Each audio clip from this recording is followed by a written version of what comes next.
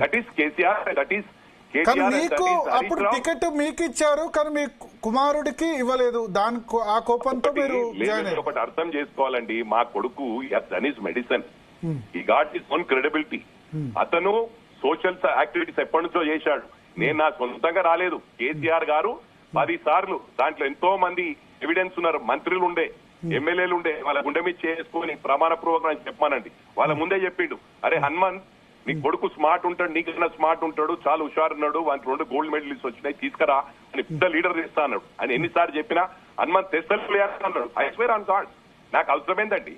నాకు అట్లా చేసి లాస్ట్ మినిట్ లో ఇచ్చేస్తే నేను ఓపెన్ గా చెప్పిన, ఎందుకంటే వాని భవిష్యత్తు ఇవాళ వాడు యూఎస్ కి వెళ్ళిపోతుండే.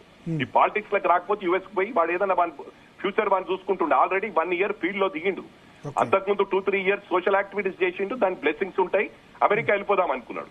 అటువంటి పాలిటిక్స్ దించినప్పుడు వాని కోసం నేను సాక్రిఫైస్ చేసిన. వాడు ఇంపార్టెంట్ నాకు, ఈజ్ మై సన్.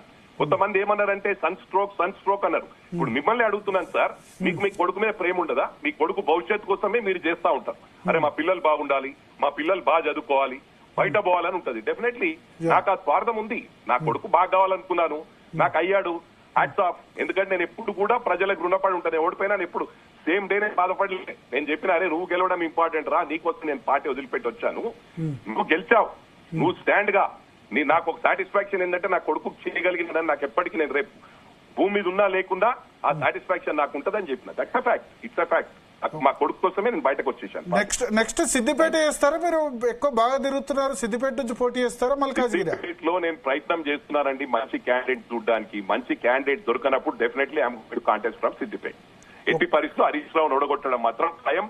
ఆయన మెదక్లో డిస్టర్బ్ చేసినా, మల్కాజ్గిరిలో ఆ రోజు కూడా ఎట్టి పరిస్థితుల్లో మెదక్ గెలవాలని చెప్పి మల్కాజ్గిరి నేను దత్తకు తీసుకుంటున్నా అని చెప్పి డిస్టర్బ్ చేసిన. అయినా కూడా నేను పట్టుకోలేదు. మల్కాజ్గిరి పోయినా పర్వాలేదు, నా కొడుకు గెలవాలనుకున్నా. కొడుకు నేను చేసిన కార్యక్రమాలు, గతంలో చేసిన 10 సంవత్సరాల కింద చేసిన సోషల్ యాక్టివిటీస్ తో ప్రజలందరూ అక్కడ కూడా ఇప్పటికి కూడా ప్రజలకు ఎప్పుడు నేను పడి ఉంటా. మెదక్ ప్రజలు అన్ని పార్టీల వాళ్ళు ఓట్లేదు, ఐ స్వేర్ ఆన్ గాడ్. లేకపోతే అక్కడ తట్టుకోవడం కష్టం. అన్ని డబ్బులు ఖర్చు పెట్టారు, లీడర్లను కొనేశారు. పక్కకే మా వాళ్ళే, మా పార్టీలు వండుకుంటూ ఇన్ఫర్మేషన్లు అక్కడ ఇచ్చారు. హరీష్ రావు ఇవి ఇక్కడ ఇచ్చి ఇది చేస్తున్నారు, రోహిత్ ఇక్కడున్నాడు ఇది చేస్తున్నారు. అటువంటి కూడా మేము తట్టుకొని బయటకు వచ్చామంటే we know how to face the consequences. We are ready to face the consequences. Not only today, ప్రభుత్వం లేకున్నా ఫేస్ చేద్దామని వచ్చిన. ఇలా ప్రభుత్వం ఉంది, ఉన్నందుకే స్లో ఉంటున్నా.